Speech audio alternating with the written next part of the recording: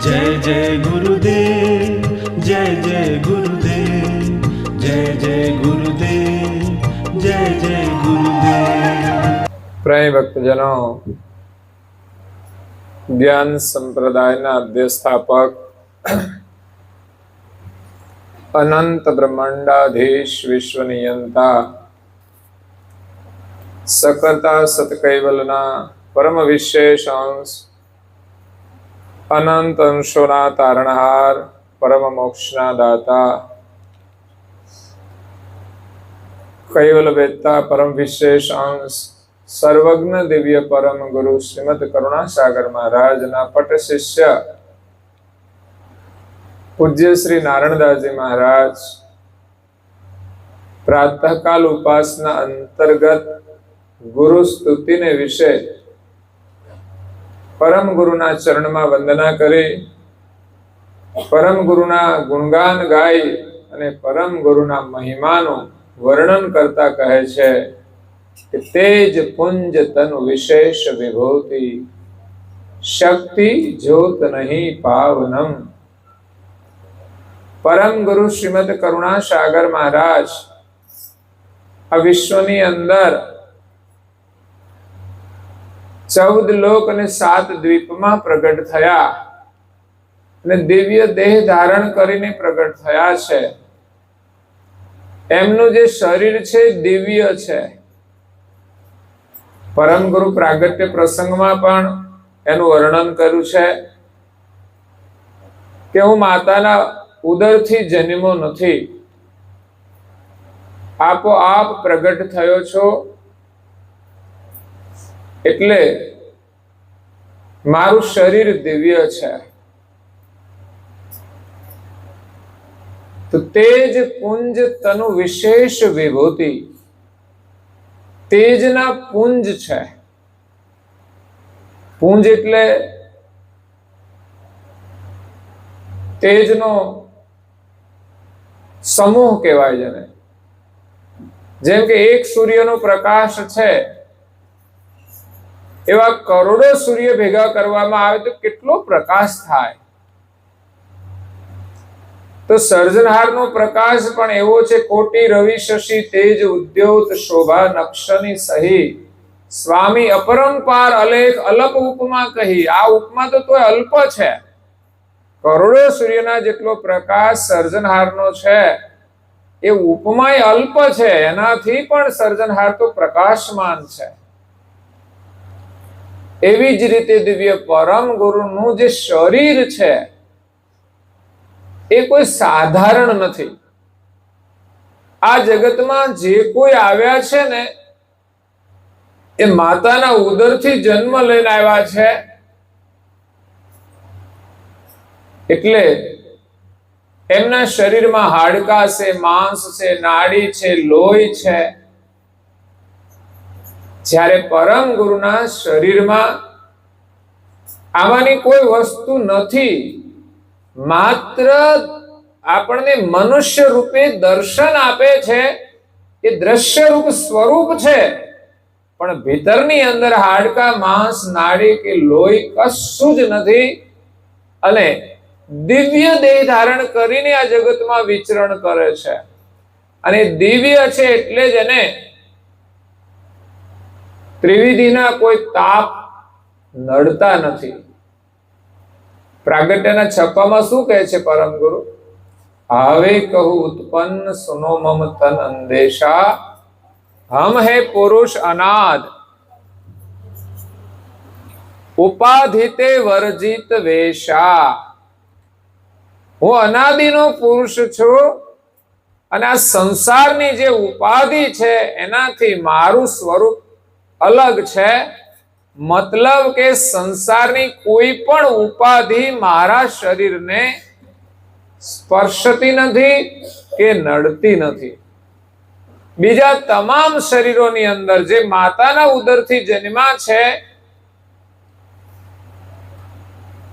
એને શિયાળો હોય તો ઠંડી લાગે, ઉનાળો હોય તો ગરમી લાગે, એની જે કઈ તકલીફ પડે એની અસર થાય છે। જ્યારે પરમ ગુરુનું સ્વરૂપ એ આ સંસારની ઉપાધિથી પર છે, કારણ કે દિવ્ય છે એટલે એને સંસારની કોઈ ઉપાધિ નડતી નથી. ઉપાધિ તે વર્જિત વેશા, કોટી કલ્પ કરોડો કલ્પ વીતી જાય, પરજંત અંત નહીં વ્યાપત માયા. પરમ ગુરુના શરીરને માયા સ્પર્શી શકતી નથી, કારણ કે હાડ માંસ રુદ્ર ઉદ્ર હમ હી નહીં આયા. હું કોઈના ઉદરથી જન્મો નથી, હાડ માંસ વાળું મારું શરીર નથી, માત્ર દ્રશ્ય રૂપ સ્વરૂપ છે. એટલે પેટમાં પણ દુખે, એને ભોજન કરવું હોય તો ભોજન કરે, આપણને દેખાય કે ભોજન કરે છે, પણ અંદર એને કઈ તકલીફ થાય, કારણ કે અંદર હોજરી હોય તો તકલીફ થાય ને. એ તો બધું જ અંદર દેખાય આપણને, પછી અંદરની કોઈ પ્રક્રિયા એને કરવાની હોતી નથી, અને કોઈ પચાવવાનું. એટલે તો એક સાથે 5 ઘરે ભોજન લે છે, 5 જણા જમાડે તો એને કઈ તકલીફ થાય નહીં, કારણ કે તો માત્ર ભક્તોની ભાવનાનો જ પ્રસાદ ગ્રહણ કરે છે. બાકી સંસારની કોઈ ઉપાધિ એમને નડતી નથી. હાડ માંસ રુદ્ર ઉદ્ર હમ હી નહીં આયા, ઉપન્યો આપો આપ વ્યાપમય સકલ સહીરા. આપોઆપ પ્રગટ થયો છું, ને મારું જે સ્વરૂપ છે એ તો આ બ્રહ્માંડની અંદર સર્વ વ્યાપક છે, જે આપણા બધાનું જીવન છે, જેના વગર આપણે જીવી શકતા નથી. એ જ પરમ ગુરુનું સોહંગ સ્વરૂપ છે. ઓહંગ અને સોહંગ. ઓહંગ એ આપણી જાણ છે, જે જાણ દ્વારા તમામ અંશો વિલાસ કરે છે. એ પોતાની વૃત્તિ અનુસાર, પોતાની સમજણ અનુસાર. એ જ ઓહંગ. આપણે સોહંગની સાથે જોડવાનો છે, કે આપણી જાણ જો શુદ્ધ થઈ જાય અને સોહંગ સાથે મળી જાય તો પરમ ગુરુનું જે વ્યાપક સોહંગ સ્વરૂપ છે એની સાથે આપણી એકતા થઈ જાય, અને એ સોહંગ સ્વરૂપની એકતા કૈવલ સાથે જોડાયેલી છે, તો કૈવલના દર્શન થાય. જ્યાં સુધી આપણી જાણ ઓહંગ રૂપી જાણ મલિન છે ત્યાં સુધી ક્યારેય એ સોહંગ સાથે એકતા કરી શકતી નથી. કોઈ ગંદો માણસ આપણને અડવા આવે તો આપણે અડવા દઈએ?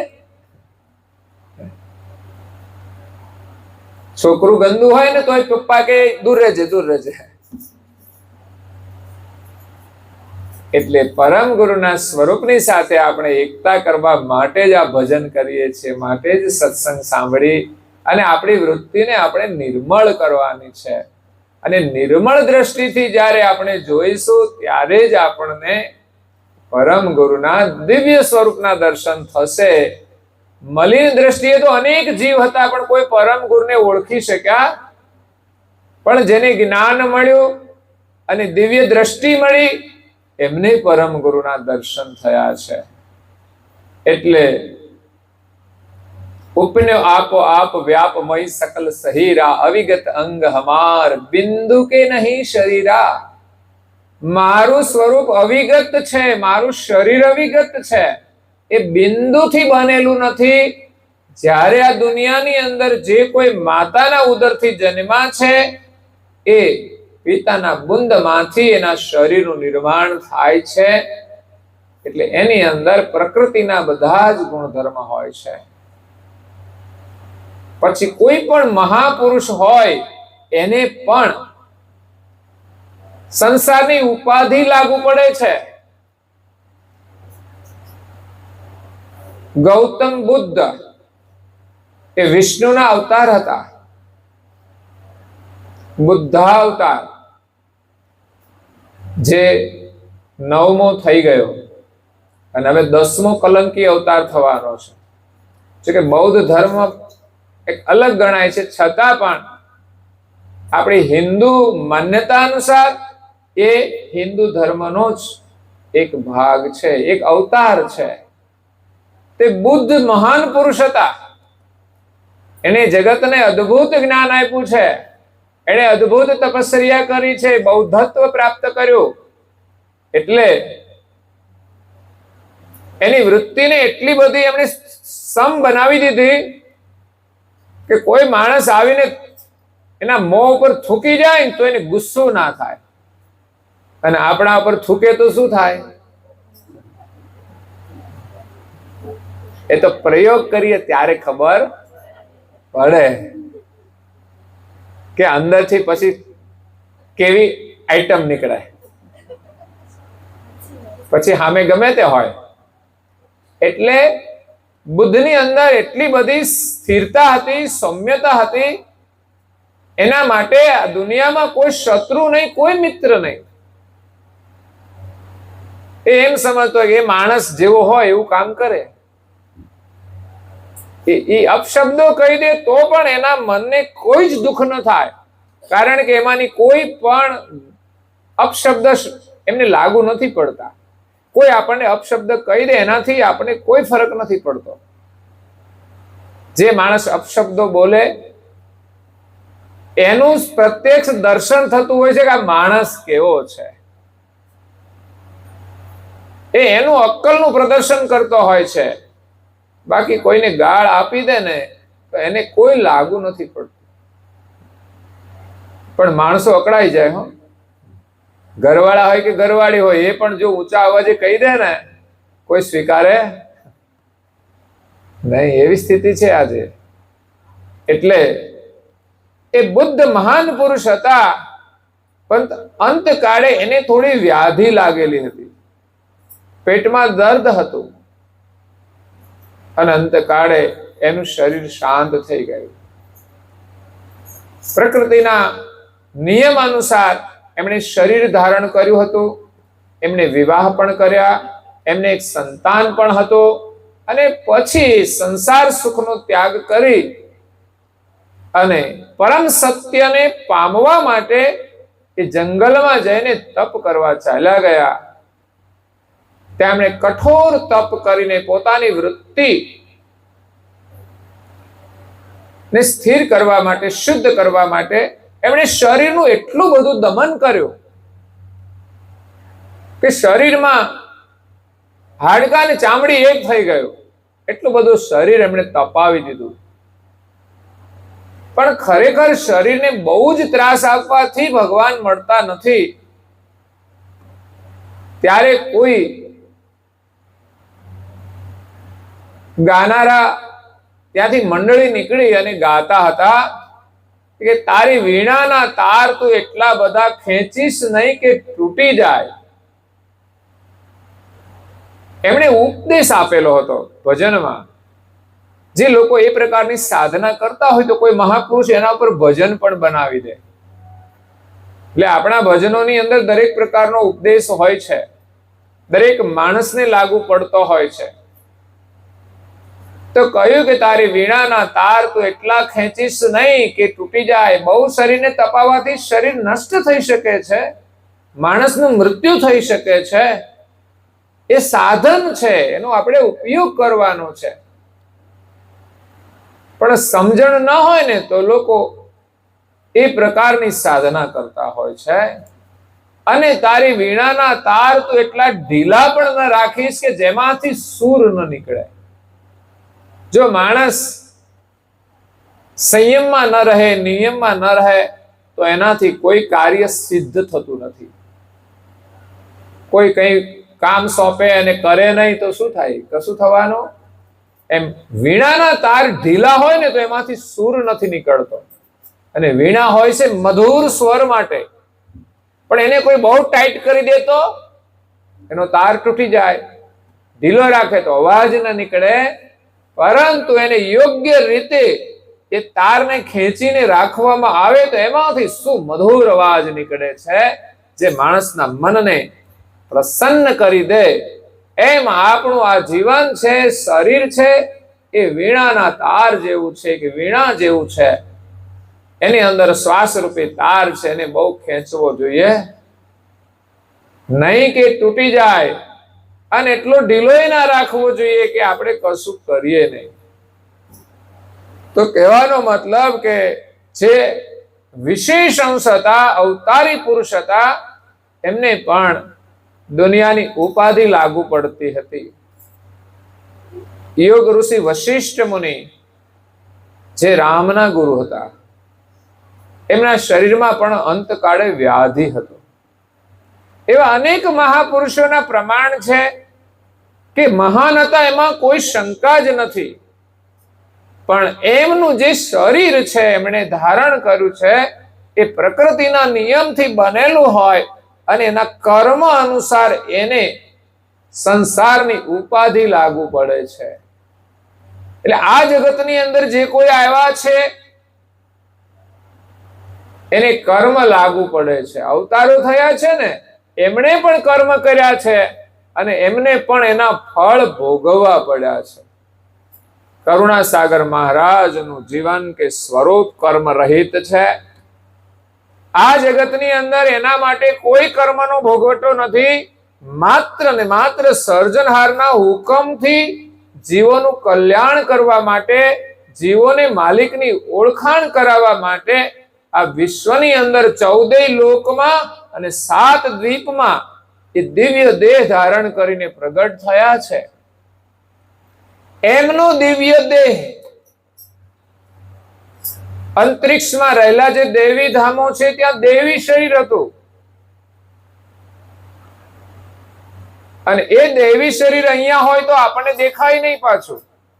એટલે અહીંયા એમણે માનવ શરીર ધારણ કર્યું, પણ સામાન્ય નહીં, એ વિશેષ વિભૂતિનું શરીર હતું.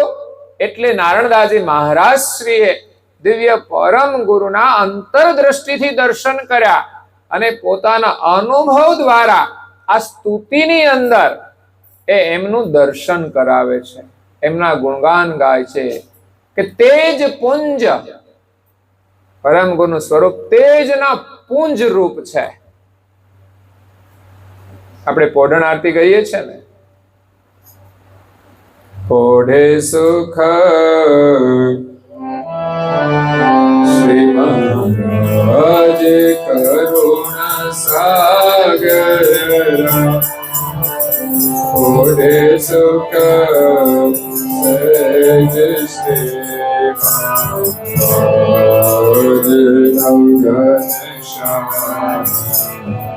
સ્વરૂપ સ્વામી રમિક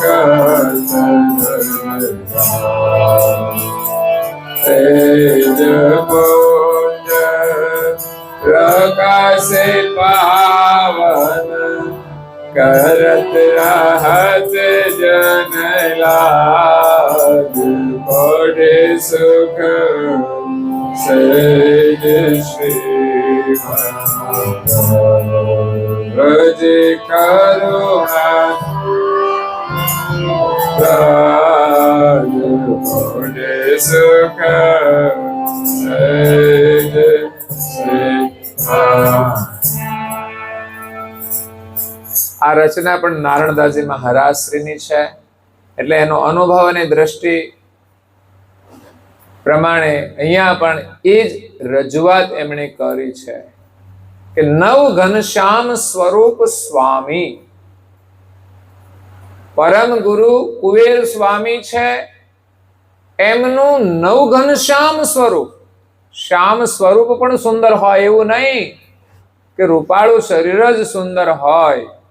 આ જગતમાં જે કોઈ સારા કામ કરે ને એના શરીર સુંદર છે, જેના શરીર સ્વસ્થ હોય ને એ સુંદર છે. પણ કોઈનું સુંદર સ્વરૂપ હોય, ગોરું શરીર હોય, પણ 140 કિલો વજન હોય તો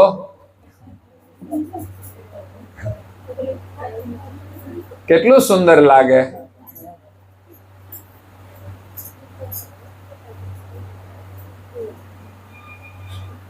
તો માણસ જેનું શરીર ગોરું હોય પણ અંદરથી મોટા મોટા બોમ્બ વિસ્ફોટ થાય એવા શબ્દો નીકળતા હોય તો કેટલું સુંદર લાગે. કોઈનું શરીર ગોરું હોય, સુંદર હોય, પણ સવારે 10 વાગ્યા સુધી સૂતા રહે અને કશું કામ ના કરે તો કેટલું સુંદર લાગે. ગોરું શરીર હોય પણ એની અંદર રોગ ભર્યા હોય તો કેટલું સુંદર લાગે. શરીરની સુંદરતા એના કાર્ય ઉપર છે. કરુણાસાગર મહારાજનું સ્વરૂપ તો દિવ્ય છે. નવ ઘનશ્યામ સ્વરૂપ સ્વામી. એ નવ ઘનશ્યામ સ્વરૂપ છે પણ એ કલ્યાણની મૂર્તિ છે. ભલે ઘનશ્યામ સ્વરૂપ હોય, શ્યામ સ્વરૂપ હોય, પણ તમને કોઈ મૃત્યુના મુખમાંથી બચાવે તો તમને કેટલું સુંદર લાગે. તમે પાણીમાં ડૂબતા હોય અને તમને એમાંથી બચાવે તો એ સ્વરૂપ કેટલું સુંદર લાગે. એક નાનું બાળક હોય, એ શ્યામ હોય, તો એની માતાને એ શ્યામ નજરે નથી આવતું. એનું જે બાળક છે, એનું જે સ્વરૂપ છે, એનું જે પ્રેમ છે, બાળકમાં એ જ પ્રેમ હોય છે. એવું નથી કે કોઈ રૂપ ન હોય તો એમાં પ્રેમ ન હોય. એ બાળકને માતા પ્રત્યે પ્રેમ છે. કદાચ માતાનું રૂપ શ્યામ હોય તો શું બાળક પ્રેમ ના કરે? એટલો જ પ્રેમ કરે. કારણ કે એના અંદર એમને માત્ર બાહ્ય રૂપ નથી દેખાતું, પણ અંદર રહેલો માતાનો પ્રેમ એને હોય છે. તો આ શરીર તો પ્રેમથી સુંદર લાગે છે. ઘરમાં બધા જ લોકો પ્રેમથી જ સુંદર દેખાય છે. તો પરમ ગુરુ તો પ્રેમના સાગર છે, કરુણાના સાગર છે, જ્ઞાનના સાગર છે. એમનું સ્વરૂપ અતિ સુંદર છે. નવ ઘનશ્યામ સ્વરૂપ સ્વામી. દામી કહત દલદાસ. પૂજ્ય શ્રી નારાયણદાસજી મહારાજ શ્રી કહે છે કે એની સાથે જો કોઈ સરખામણી કરે ને તો મારું તો દિલ દાજે. કારણ કે એમના સમાન આ જગતમાં બીજું કોઈ છે. સૂર્યના જેવો એક સૂર્ય છે, એની સરખામણી કોઈના સાથે ના થઈ શકે. ચંદ્ર જેવો એક ચંદ્ર છે, એની સરખામણી બીજા કોઈ સાથે ના થઈ શકે.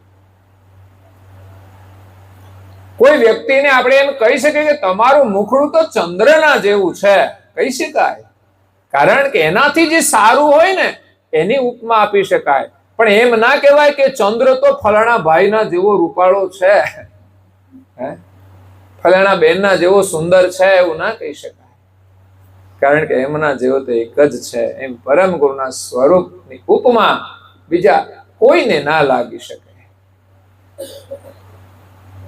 એની સરખામણી કોઈ સાથે ન થાય. એટલે કે છે દામી કહત દલદાસ. મારું દિલ દાજે. કોઈ પણ રીતે એમની સરખામણી ના થાય. એ જગતની અંદર જે જ્ઞાન અને ગતિ લઈને આવ્યા છે, જીવોનું કલ્યાણ કરવા માટે આવ્યા છે, તે અનુસાર આ જગતમાં જે કોઈ મહાપુરુષો થયા છે આપણા માટે વંદનીય છે. કોઈ અવતારો થયા છે, મહાન છે, પણ જગતમાં કોઈ પરમ ગુરુની સરખામણી નહીં કરી શકે.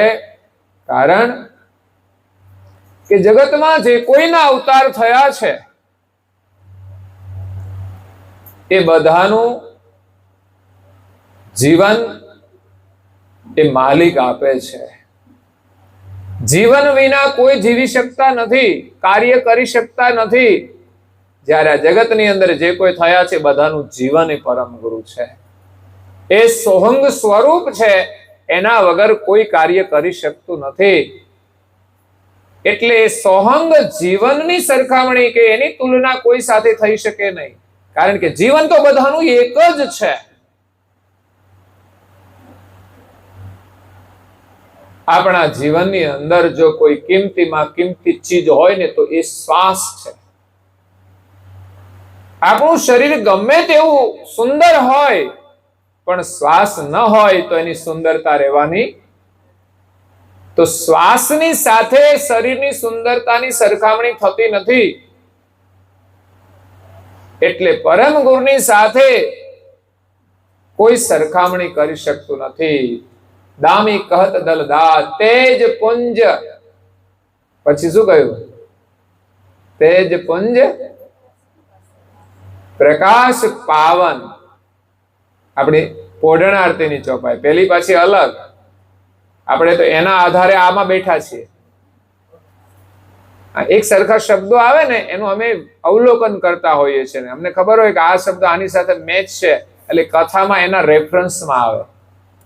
તેજ પુંજ પ્રકાશ પાવન, એ કેવા તેજના પુંજ છે કે એનો પ્રકાશ તો આપણને પાવન કરનારો છે. પરમ ગુરુની અંદર એવું તેજ છે, એના નિકટમાં કોઈ આવે ને અને એના ચરણનો જો સ્પર્શ કરે ને તો આપણા પાપનું દહન થઈ જાય. એટલો તો એના શરીરનો પ્રભાવ છે, એના પ્રકાશનો પ્રભાવ છે. એના નિકટમાં કોઈ બેઠા હોય અને એમને દર્શન કરતા હોય તો એના મનને શાંતિ મળી જાય. એ તેજના પુંજ છે, એમાંથી નીકળતો પ્રકાશ આપણને પાવન કરે છે. તો આપણી આંખોથી આપણે દર્શન કરીએ છીએ તો વારંવાર તમે આજે એના ખાલી ફોટા સ્વરૂપના દર્શન કરો ને તોય તમારું મન પ્રસન્ન થશે.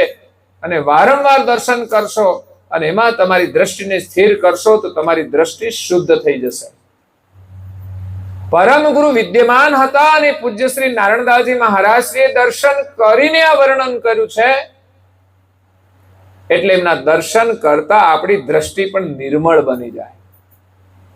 આંખોની અંદર રહેલી જે બીમારી છે, જે વિકારો છે, બે પ્રકારની બીમારી હોય. એક શારીરિક બીમારી હોય કે આપણને આંખો આવે ને દુખતી હોય છે,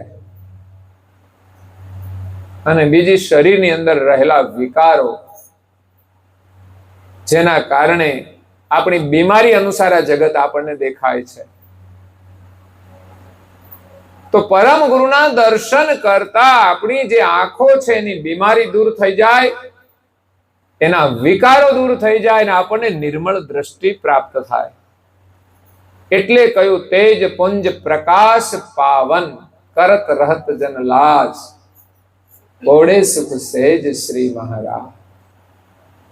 એના આગળ આપણે તો શરમાઈ જઈએ. પરમ ગુરુનું એવું અતિ સુંદર સ્વરૂપ છે કે કામદેવ પણ એમના આગળ શર્મિંદા થઈ જાય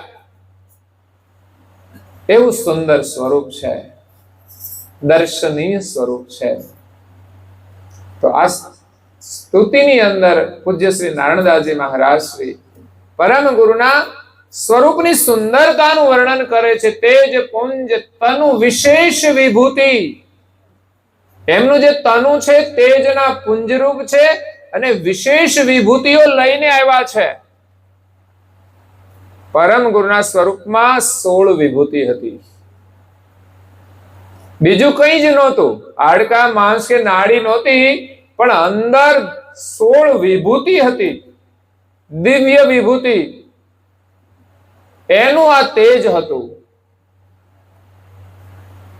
અને એ વિભૂતિનું એવું શરીર હતું કે શક્તિ જ્યોત નહીં પાવનમ. જે વિભૂતિનું શરીર શક્તિ અને જ્યોતિને મળી શકતું નથી. જ્યોતિ એટલે અહીં કોઈ બહેનોમાં હોય એ નહીં. શક્તિ જે આદ્ય શક્તિ છે, જેનાથી બ્રહ્મા વિષ્ણુ મહેશનું સર્જન થયું છે, એ કેવી હસ્તી કહેવાય? મોટા 3 મહાદેવ અને મહાદેવીઓને જન્મ આપનાર એ આદ્ય શક્તિ છે. એને પણ આ વિભૂતિ મળતી નથી.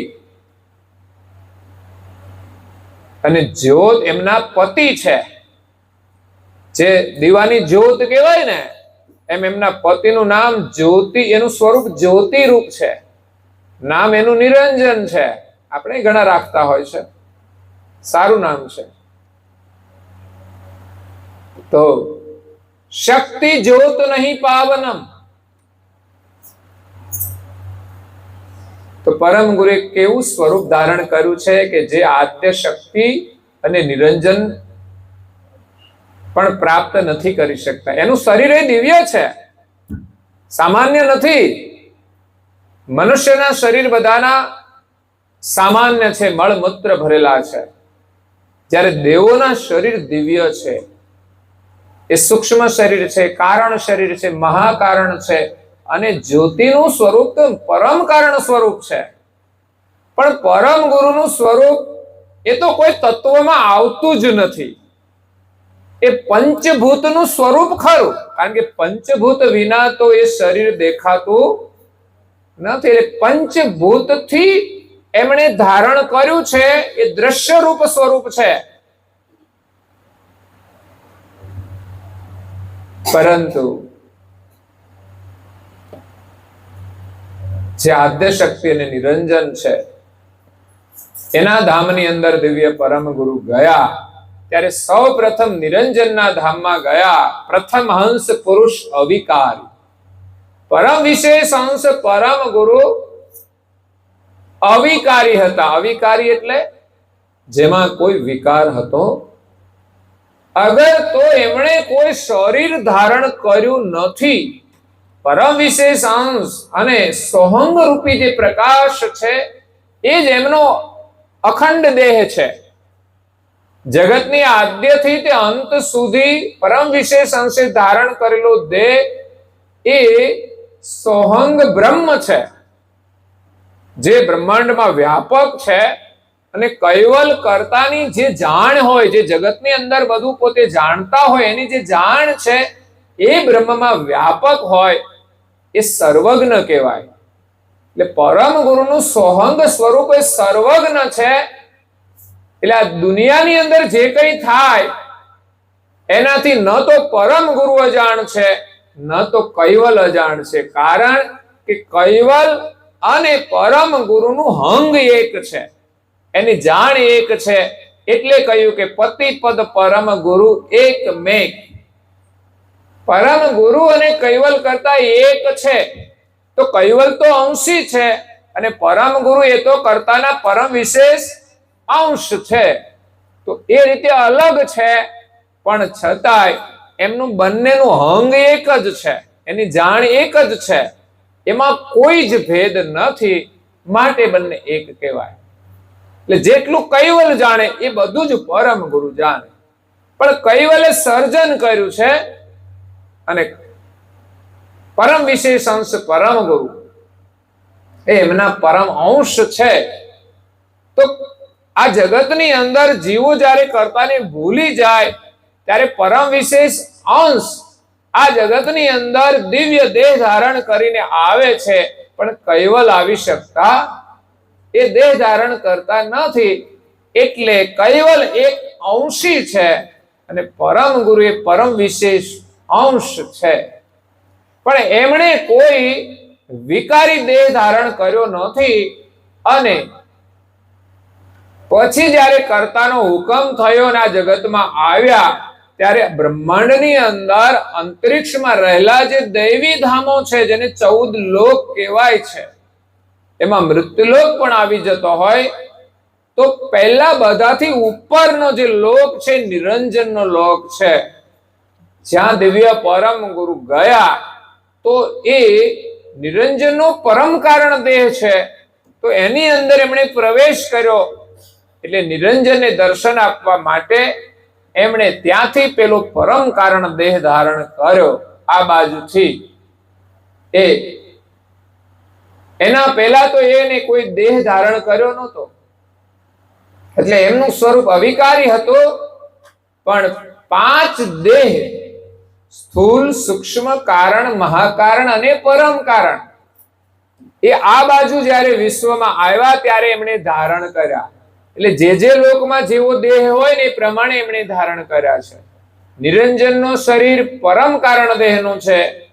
તો ત્યાં સૌ પ્રથમ દિવ્ય પરમ ગુરુએ પરમ કારણ દેહ ધારણ કર્યો. ત્યારે નિરંજન ધામની અંદર એમણે તેજોમય તન માત્રાનો દેહ ધારણ કર્યો છે. તેજોમય એક માત્રા રૂપી, મતલબ કે પરમ કારણ દેહ એ તો આકાશ તત્વનો છે. આકાશ દેખાતો નથી, એમાં કોઈ વિકાર નથી, પણ તત્વ તો છે અને એની શબ્દ માત્રા છે. તો એ આકાશ તત્વની તેજોમય માત્રાનો પરમ ગુરુએ પરમ કારણ દેહ ધારણ કર્યો.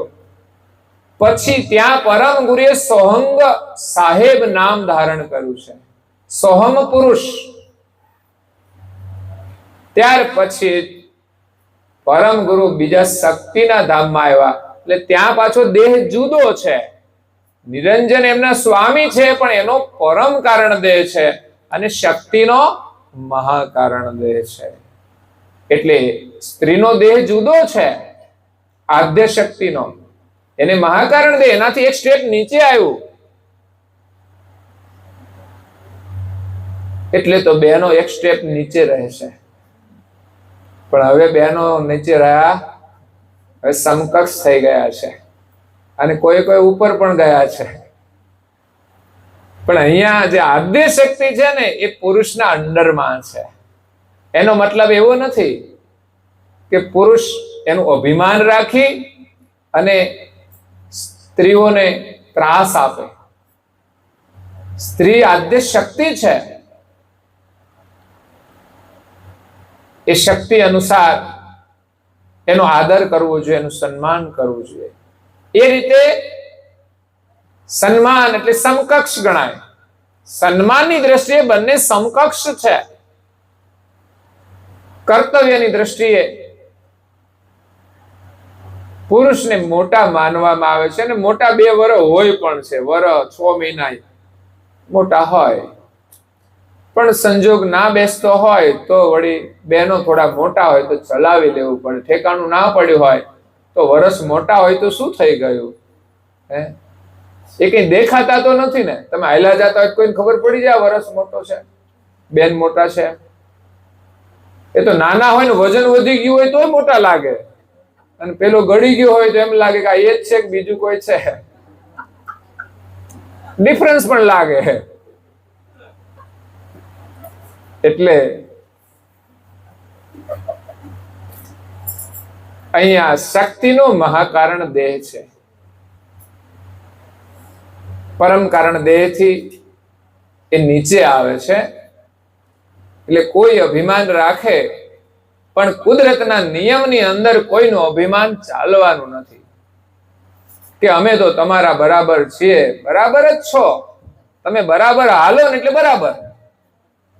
પણ બરાબર નહીં હાલો ને તો આ દુનિયામાં કોઈનું ચાલતું નથી. પુરુષે અભિમાન રાખે તો એનું ચાલવાનું નથી. એને હું થઈને ચાલશો એટલે ગયા કામમાંથી ધર્મપત્ની પણ તમારો આદર નહીં કરે, હું નો આદર ના થાય. તમે તમારી ફરજ બજાવો, એ એમની ફરજ બજાવશે, બસ બીજું કઈ નથી. કોઈનું અપમાન ન થવું જોઈએ. પહેલાના ઋષિમુનિઓ કોઈ સ્ત્રીઓને તુકારે નહોતા બોલાવતા. આ તો હવે આવ્યું બધું કલિયુગમાં. એ તો દેવી કહીને જ બોલાવતા હતા, તમે કહીને બોલાવતા હતા. આજે તું કે ત્યાં સુધી તો વાંધો નહીં, પણ આ તો એના બાપા સુધી પહોંચી જાય ને ત્યારે સમસ્યા થાય. પછી એ જગદંબા છે ને એ મહાકાલીનું સ્વરૂપ ધારણ કરે. સમજ્યા?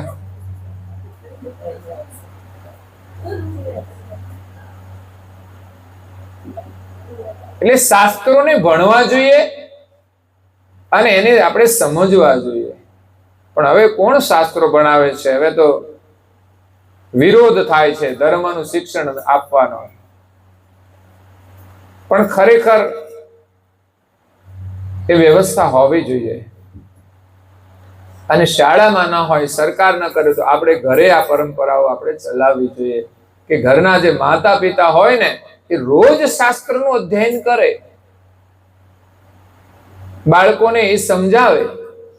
જે જરૂરી શિક્ષણ છે એના ધર્મગ્રંથો તો છે જ, પણ કોણ વાંચે, કોણ લેવા જાય? કચરો લઈ આવે ના જરૂરી હોય એવો અને સમય બરબાદ કરે છે. પણ ખરેખર આપણા આદર્શ જીવનનું નિર્માણ થાય એવા પુસ્તકો આપણા ઘરમાં હોવા જોઈએ કે આપણે કેવી રીતે રહેવું જોઈએ. પિતા પ્રત્યે એની શું ફરજ છે, પુત્રની, પતિની શું ફરજ છે, પત્નીની શું ફરજ છે. આજે બધાને થોડું પરિવારમાં સંસ્કારો હોય ને એના ઉપરથી થોડી ખબર હોય છે, પણ સંપૂર્ણપણે તો કોઈને ખબર હોતી. જો શાસ્ત્રોનું અધ્યયન કરીએ તો ખબર પડે કે ઋષિ મુનિએ આપણને શું ઉપદેશ આપ્યો છે. દરેક વ્યક્તિ એનો દરેકની સાથે સંબંધ હોય છે. અરે આ જગતમાં આવ્યા છે તો માનવ તરીકે આપણી શું ફરજ છે ને એ પણ વર્ણન હોય છે. પ્રાણી પશુ પંખી પ્રત્યે આપણી શું ફરજ છે એ પણ કહ્યું છે. સંતો પ્રત્યે શું ફરજ છે, સંતોની જગત પ્રત્યે શું ફરજ છે. એવું નહીં કે માત્ર તમારે જ ધર્મ પાળવાનો હોય. સાધુ પ્રત્યે તમારો ધર્મ હોય તો સાધુનોય સમાજ પ્રત્યે કોઈ ધર્મ હોય છે. ત્યારે જ સમાજમાં એ આદરણીય બને છે. તો આદ્ય શક્તિ ના ધામમાં દિવ્ય પરમ ગુરુ આવ્યા ત્યારે એમણે બીજું શરીર, બીજી વિભૂતિનું શરીર ધારણ કર્યું, જે શક્તિની આદ્ય વિભૂતિ, જે શુદ્ધ તત્વોનું, જે શુદ્ધ તત્વ જે આ જગતના અંદર વપરાયેલા ના હોય એવું આદ્ય શક્તિનું જે વિભૂતિ છે, એમનું દિવ્ય પરમ ગુરુએ દેહ ધારણ કર્યું અને એમને દર્શન આપ્યા અને કૈવલની ઓળખાણ કરાવી છે કે આ જગતના કરતા કૈવલ છે. શક્તિના પતિ નિરંજન, શક્તિ સાથે સંબંધ થયો અને 3 દેવ અને 3 દેવીઓ ઉત્પન્ન થયા અને પછી એને થયું કે આ 6 બાળકો આવ્યા ક્યાંથી, આ કોણે બનાવ્યા? એમણે તો માત્ર સ્ત્રી પુરુષના સંબંધનું જોડાણ થયું, મતલબ દ્રષ્ટિ જોડાણ થયું, પણ 6 સંતાન થયા એની એને કલ્પના પણ નહોતી. તો એને જો આ કોણે બનાવ્યા, આ સંતાન કોના છે? તો શક્તિ કે આ તો તમારા છે. તો શક્તિ તો એમ કે આ એના પતિ છે, એમના આ છે,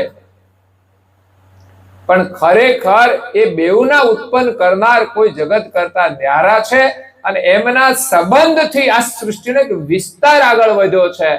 બ્રહ્મા, વિષ્ણુ, મહેશ, સાવિત્રી, ઉમિયા અને લક્ષ્મી, અને પછી એમાંથી પછી આ ધીમે ધીમે ધીમે આખી સૃષ્ટિનો વિસ્તાર થયો છે. એટલે જગતના જીવો નથી જાણતા, એ માત્ર બ્રહ્મા, વિષ્ણુ, મહેશ સુધી જ સીમિત માને કે આ જગતનું સર્જન બ્રહ્માએ કર્યું, વિષ્ણુ પાલન પોષણ કરે, શિવજી સંહાર કરે છે. એટલે આ 3 દેવ એ જ એક પરમાત્માનું અલગ અલગ સ્વરૂપ છે. પણ ના, એ 3 સ્વરૂપ અલગ જ છે અને એનું 3નું કાર્ય પણ અલગ છે. બ્રહ્માનું કાર્ય વિષ્ણુ ના કરી શકે, વિષ્ણુનું કાર્ય શિવ ના કરી શકે, અને બ્રહ્માનું કાર્ય પણ શિવ ના કરી શકે. શિવનું કાર્ય હોય બ્રહ્મા ને વિષ્ણુ ના કરી શકે. બ્રહ્માજીના 5મા મુખનું છેદન કરવું હતું, તે દિવસે વિષ્ણુ ના કરી શક્યા. એમણે શિવજીને કહ્યું કે આ મુખનું તમે છેદન કરો. ઉપરથી આદેશ છે, આકાશવાણી થઈ છે કે સૃષ્ટિનો વિસ્તાર આગળ કેમ નથી વધતો. એના આદેશ અનુસાર કે આ 5મું મુખ છે ને એની વાણી, જે પંચમ વેદની વાણી સાંભળીને બ્રહ્માના જે સંતાનો છે, સનકાદિકો, એ બધા જ બ્રહ્મ સદન છોડીને મહાશૂન્યની અંદર તપ કરવા ચાલ્યા જાય છે. તો એ વાણીને જો બંધ કરવામાં આવે ને તો સૃષ્ટિનો વિસ્તાર આગળ વધે. પણ એ કામ વિષ્ણુ કરી શકે, કારણ કે સત્વગુણના પ્રધાન દેવતા છે. એનું કાર્ય સત્વગુણનું, એ જગતમાં પાલન પોષણનું કામ કરે. પછી બ્રહ્મા પ્રજાની ઉત્પત્તિ કરે છે. બ્રહ્માને 10,000 સનકાદિકો થયા. તો ઉત્પત્તિનું કાર્ય બ્રહ્માનું છે, કારણ કે રજોગુણ પ્રધાન છે. એટલે રજોગુણથી જ સૃષ્ટિ આગળ વધે છે. રજોગુણ વિના કોઈને સંતાન પ્રાપ્તિ થતી નથી. એ જ બ્રહ્મા રજોગુણ પ્રધાન છે અને એ ઉપસ્થ અને ભગ સ્થાને બિરાજમાન છે. એટલે એનાથી એ કાર્ય સૃષ્ટિ વિસ્તાર થાય છે. એટલે એ સર્જન એ પ્રકારનું છે. મૂળ સર્જન તો માલિકનું છે, જેને તો કોઈ જાણતું.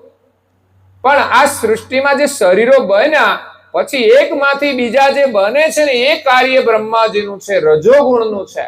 બ્રહ્મા સ્વયં ક્યાંય જતા નથી, પણ સમસ્ત બ્રહ્માંડમાં બ્રહ્માજી રજોગુણ રૂપે બધાના શરીરમાં બિરાજેલા છે, એના અધિષ્ઠાન છે.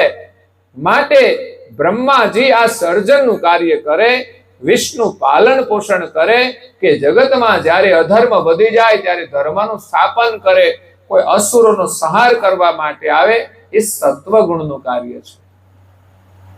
જે ભક્તો ભક્તિ કરતા હતા અને એને દૈત્યો ત્રાસ આપતા હતા, તો આ સત્વગુણ પ્રધાન વિષ્ણુ અવતાર લઈને આવે છે અને જગતના જીવોને ધર્મનો બોધ આપે છે અને અસુરોનો નાશ પણ કરે છે.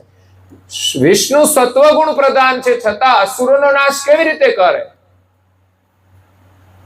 તો એની અંદર પણ રજોગુણ અને તમોગુણ સૂક્ષ્મ રૂપે બિરાજેલા હોય છે. જેમ આપણામાં તમોગુણ ક્યારેક ક્યારેક નથી આવતો, જરૂર પડે તો આવે ને, એમ એને પણ જરૂર પડે તો માલિકે એમના શરીરમાં ત્રણેય ગુણ હોય, પણ પ્રધાન સત્વ ગુણ છે. એટલે વાત વાતમાં એ ગુસ્સો કરે નહીં. લક્ષ્મીજી રિસાઈ જાય તો એ ગુસ્સો કરે. વિષ્ણુ છે એ સત્વગુણ પ્રધાન છે, શિવજી છે તમોગુણ પ્રધાન છે. એ એમનું કાર્ય કરે જ્યાં જ્યાં જરૂર પડે ત્યાં. તો અહીંયા શક્તિના ધામમાં આવ્યા, એમણે બીજી વિભૂતિનું શરીર ધારણ કર્યું.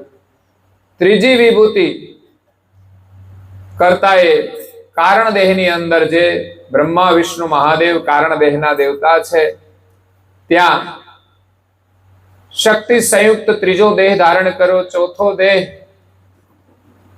એ સૂક્ષ્મ દેહ છે. જે સૂક્ષ્મ દેહ હતા અંતરિક્ષની અંદર, પરમ ગુરુ નિરંજનના ધામમાંથી શક્તિના ધામમાં આવ્યા.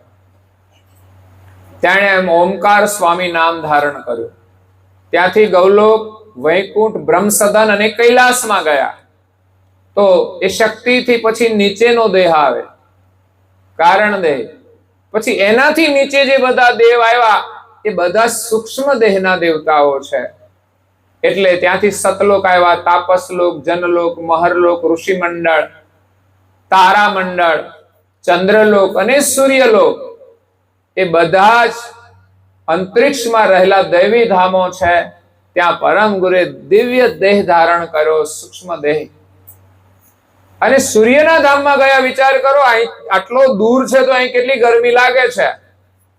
તો ત્યાં તો આ દુનિયાનો કોઈ માણસ કે દુનિયાનું કોઈ શરીર જઈ શકતું, અહીંયા જ રહેવાતું નથી. એસી ચાલુ કરવા પડે છે હવે. તો એનાથી થોડા નજીક જઈએ ને તો રહેવાય નહીં આપણાથી. એટલે વિજ્ઞાન કઈ સંશોધન કરવા જાય ને તો એવા એવો એર પ્રૂફ વસ્તુઓ બનાવે છે એની ગરમી ના લાગે, પણ એની નજીક તો જવું મુશ્કેલ છે. ચંદ્રની ધરતી ઉપર જાય, સૂર્યની ધરતી ઉપર કોઈની હિંમત નથી, પ્રયાસ ના કરે. તો કરુણાસાગર મહારાજ તો સ્વયં દિવ્ય દેહ ધારણ કરીને સૂર્યલોકમાં ગયા છે અને કરતા માલિકનો એમણે ઉપદેશ આપ્યો છે. આવો દિવ્ય ઇતિહાસ તમને ક્યાંય સાંભળવા જ નહીં મળે, અને કોઈનો છે પણ નહીં, કોઈ કરી શકે પણ નહીં. આ તો કરતા માલિકનો હુકમ છે અને એમનું કાર્ય છે. એટલે સૌ પ્રથમ એ અંતરિક્ષની અંદર રહેલા દેવતાઓને ભૂલાયેલા સર્જનહારનું જ્ઞાન આપે છે કે આ જગતના કરતા કોણ છે, જીવન દાતા કોણ છે. અને પછી દિવ્ય પરમ ગુરુ પાંચમો સ્થૂલ દેહ આ શરીર આ પૃથ્વી પર આવીને ધારણ કરે છે. અને જે દ્રશ્ય રૂપ સુંદર દેખાય છે, કારણ કે દિવ્ય છે, એની અંદર કોઈ વિકૃતિ આવતી. પરમ ગુરુ તેજના પુંજ છે ને દિવ્ય સ્વરૂપ છે, એટલે એને ગળપણ પણ લાગુ પડતું. એ 105 વર્ષ રહ્યા એ ડોસા ના થઈ જાય. બાળપણમાંથી થોડા પુખ્ત વય સુધી એમના શરીરનો એમણે અલૌકિક રીતે વિકાસ કર્યો સમાજની દ્રષ્ટિએ. પણ એને આંખોમાં તેજ ઘટતું નથી, શરીર નિર્બળ થતું નથી, કારણ કે એ તો દિવ્ય શક્તિ લઈને આવ્યા છે. હાડકા હોય કે નાડીઓ હોય તો કંઈક ઢીલું પડે, એમાં બીપી વધે, ડાયાબિટીસ થાય, પેટમાં દુખાવો થાય. પણ પરમ ગુરુનું સ્વરૂપ તો માત્ર દર્શનીય દિવ્ય સ્વરૂપ છે. એટલે 5 આવરણ દિવ્ય પરમ ગુરુએ, મતલબ શરીર, આ જગતની અંદર આવીને એમણે ધારણ કર્યા અને પૃથ્વી ઉપર પંચતનું 5 તત્વોનું દ્રશ્ય રૂપ સ્વરૂપ ધારણ કર્યું. અને પરમ વિશેષ અંશ આ જગતની અંદર મનુષ્ય રૂપે દેખાય છે. એમનું સ્વરૂપ મનુષ્ય રૂપે આપણને દર્શન આપે છે, પણ એની જો આપણે ઓળખાણ કરવી હોય તો આપણે એનું જ્ઞાન શ્રવણ કરવું પડે, નહીં તો ખબર પડે નહીં કે આ મહાપુરુષ કોણ છે. આ જગતની અંદર ઘણા બધા શાસ્ત્રો છે, પુરાણો છે, અને એની અંદર રામકૃષ્ણના ગુણગાન ગાયા છે. એનાથી આગળ શંકર શક્તિ અને જ્યોત સુધીનું વર્ણન હોય છે. અને એનાથી કોઈ મહાપુરુષો આગળ ગયા તો એને બ્રહ્મનો અનુભવ કર્યો છે, બ્રહ્મનું વર્ણન કર્યું છે.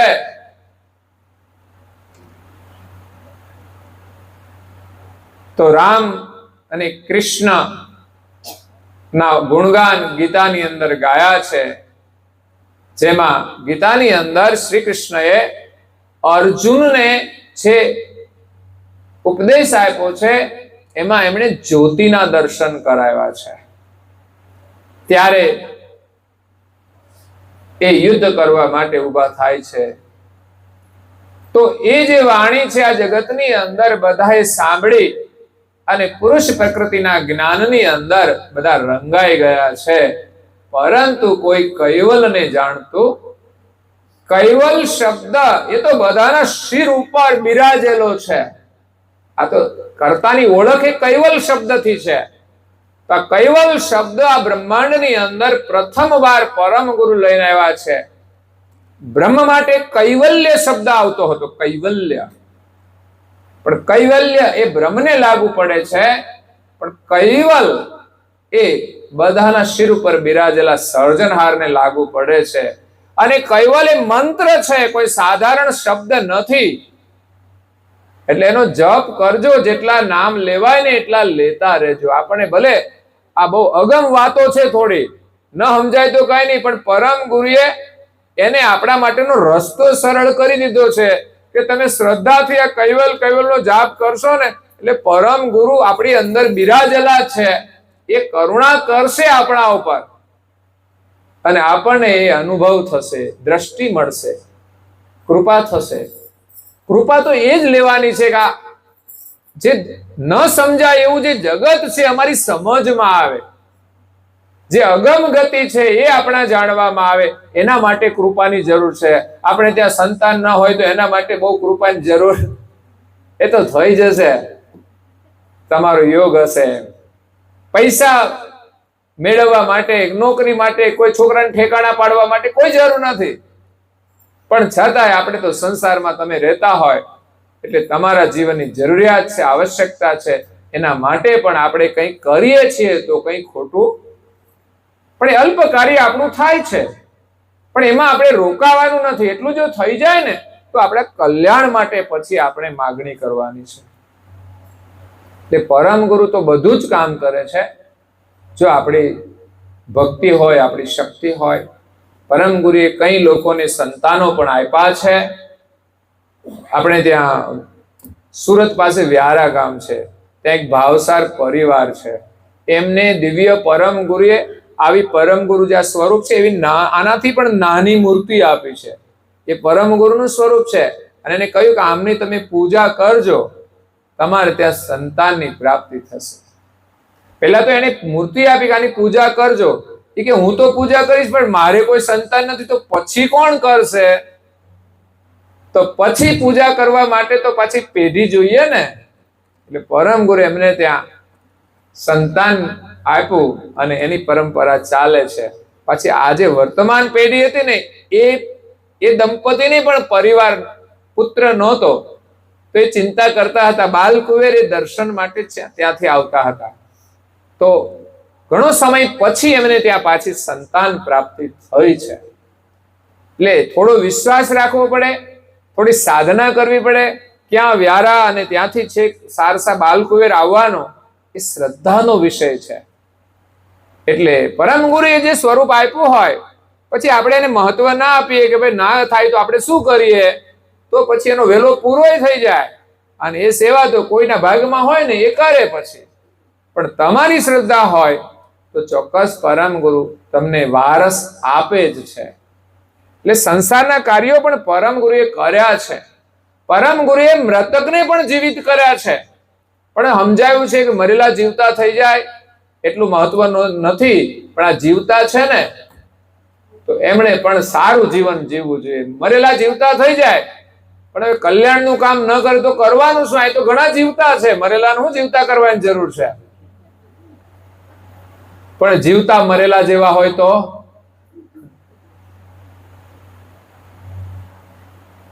ઘણા કોઈ કામ ન કરતા હોય, મરેલાની જેમ પડ્યા હોય, તો આપણે માણસ છીએ એટલે આપણને માનવ જીવન મળ્યું છે આપણું કલ્યાણ કરવા માટે. પરમ ગુરુ સર્જનહારનો સંદેશ લઈને આવ્યા છે અને કહ્યું છે, કૈવલ શબ્દ સકલ સિર ગાજે, સુનત ભરમ બ્રહ્માદિક ભાજે. જે કૈવલ શબ્દ સાંભળે ને તો બ્રહ્મા આદિના બધા ભ્રમ તૂટી જાય, એવો શબ્દ છે. આ સાધારણ નથી.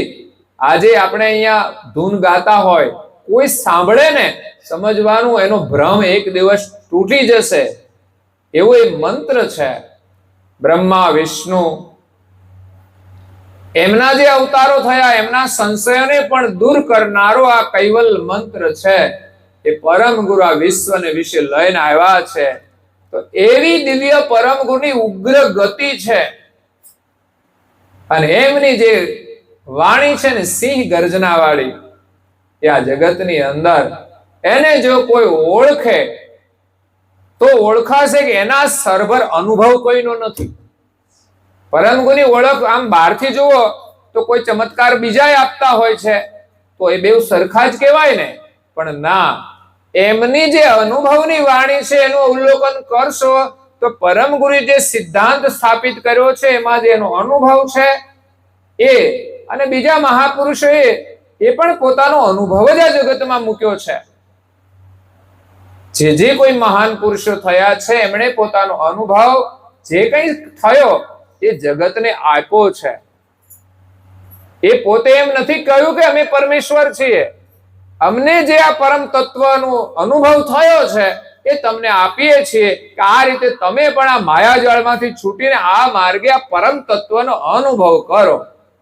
તો એમાં બધા મહાપુરુષોનો અનુભવ અલગ અલગ હતો, થોડો થોડો. તો એ પ્રમાણે પરંપરાઓ જુદી જુદી થઈ છે, ઈશ્વરની માન્યતાઓ પણ જુદી જુદી છે.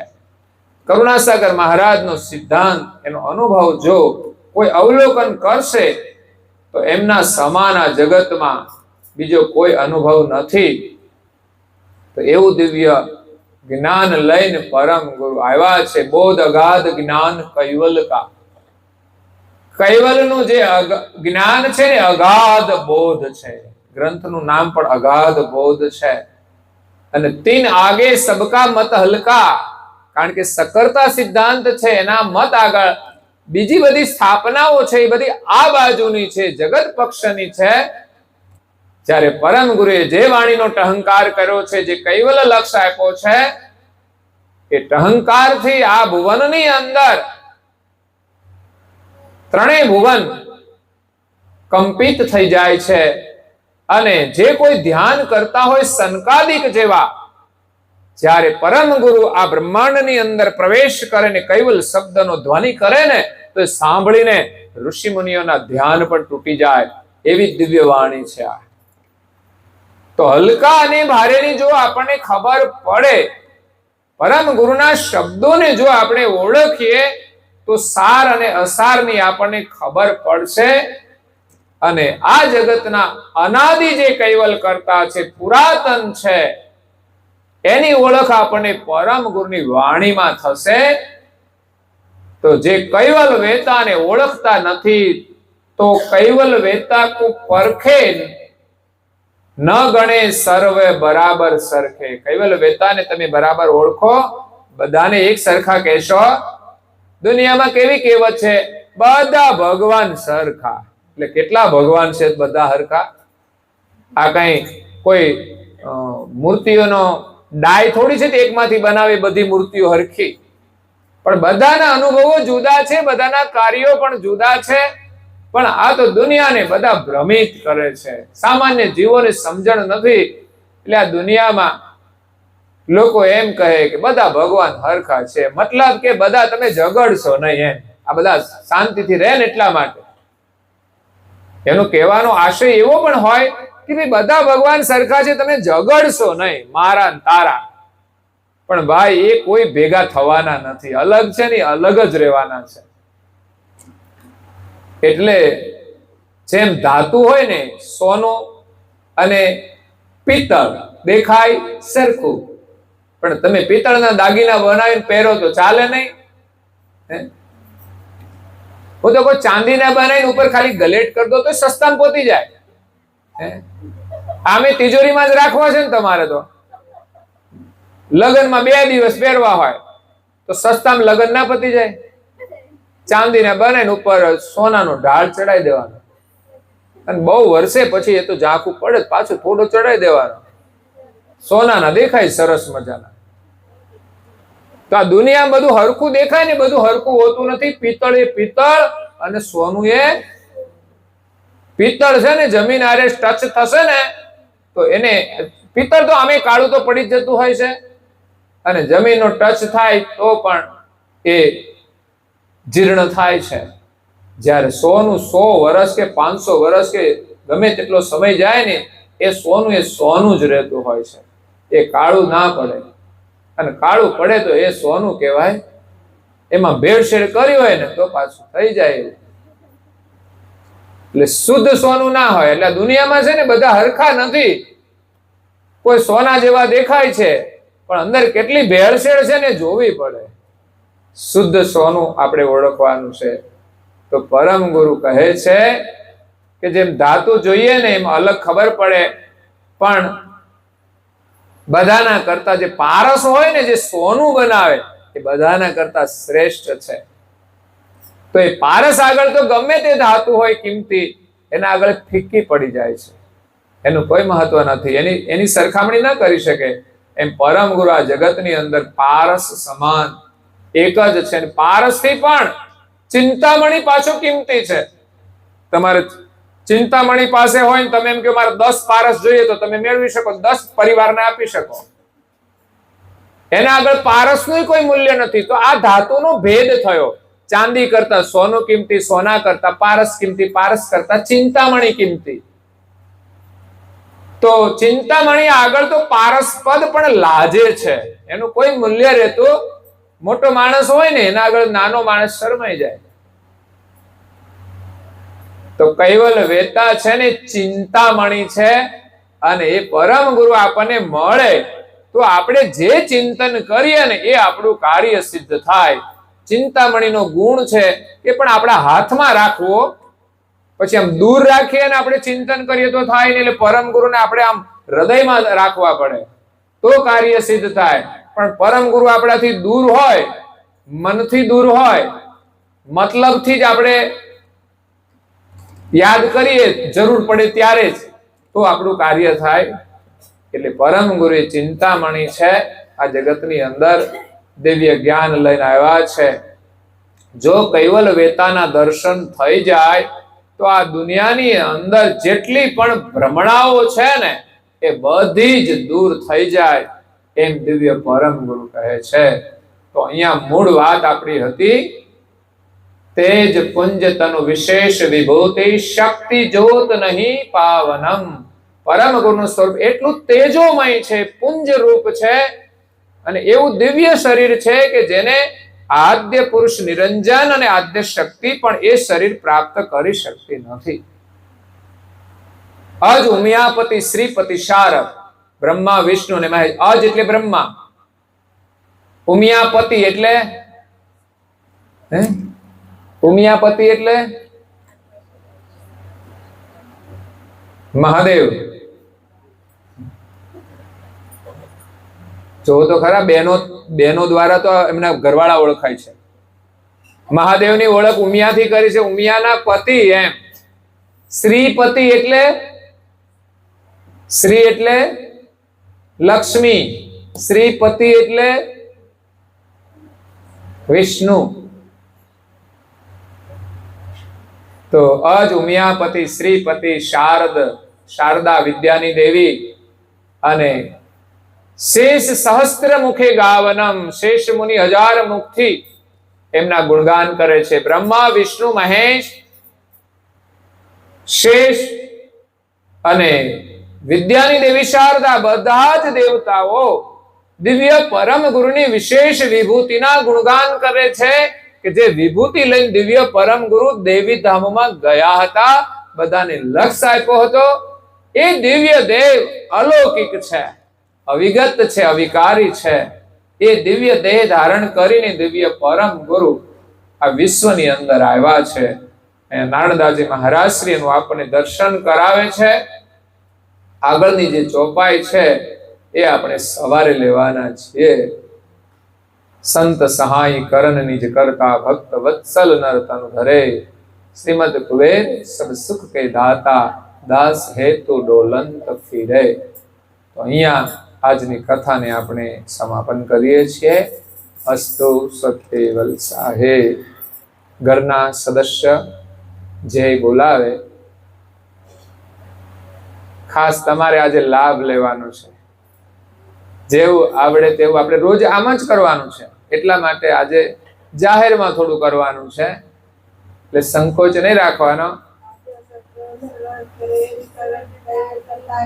જય જય परम गुरु श्रीमंत करुणा सागर महाराज की जय. पूज्य श्री नारायणदास जी महाराज की जय श्री सब कुबेराचार्य महाराज की जय श्री सब संतन की जय. श्री सब देवन की जय. श्री ज्ञान संप्रदाय की जय. श्रीमद दुर्गादी सरसापुरी की जय. श्री कैवल धाम की जय. कथा सत्संग पूर्णावती का सत. कैवल साई. ખોળામાં આપણે ખુલ્લા હાથ રાખી અને માથું થોડું નમાવીને 3 વાર પગે લાગવાનું સત્યવેલ સાહેબ કહીને.